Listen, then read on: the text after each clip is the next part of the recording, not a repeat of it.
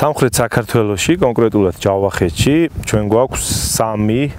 არა მხოლოდ ადგილობრივი, არამედ საერთაშორისო მნიშვნელობის ფრინველებისთვის, რა თქმა უნდა, დიდი ტბა, მადატაფის, ხანჩალის და ბუღდაშენის ტბები,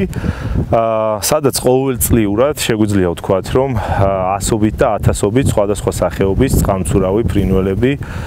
ბუდობენ და იყენებენ ამ ტერიტორიებს საკვებად.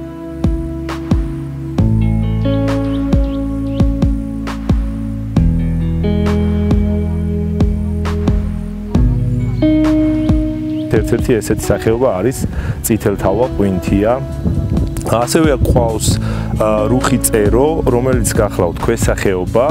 და მთელ საქართველოში მხოლოდ 17-18 წყვილია და სწორედ ამ ტბებზე გვაქვს ამ 17-18 წყვილიდან ნახევარზე მეტი წარმოდგენილი, ხოლო ზოგადად კავკასიაში დაახლოებით 50-60 წყვილია შემორჩენილი და მათი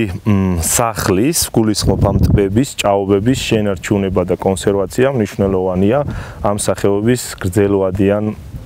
გრძელვადიანად გადარჩენისთვის.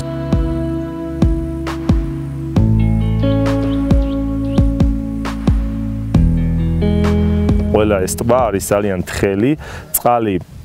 ზომიერად თბება, შემოდგომობითაც კი და შესაბამისად ამ ტბებში გვაქვს წარმოდგენილი სხვადასხვა უხერხემლოები, პლანქტონი, წყალმცენარეები, რაც არის ერთ-ერთი ძირითადი საკვები წყალმცურავი ფრინველებისთვის. სწორედ ამიტომ არის, რომ ამ ტბებს სტუმრობენ ეს ფრინველები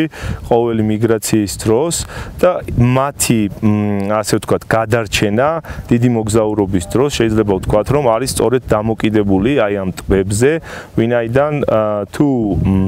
ეს ტბები მომავალში ადამიანის ზემოქმედებით, გლობალური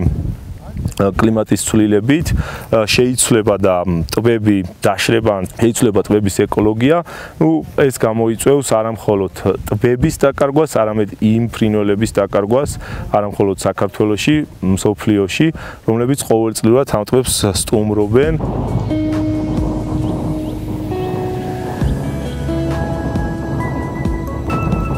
განსაკუთრებით გაზაფხულობით აპრილი-მაისის დასაწყისში ამ ტბებს ათასობით ევროპელი უცხოელი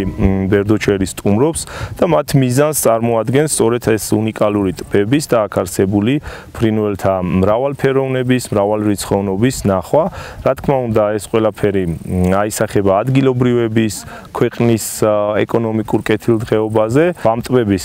გადარჩენა და მრავალმხრივ გამოყენება, არ ვიცი, ადამიანებისთვის უკეთესი მომავლის და უკეთესი ცხოვრების გარანტია და არა მხოლოდ ადამიანებისთვის, ფრინველებისთვის, რა თქმა უნდა.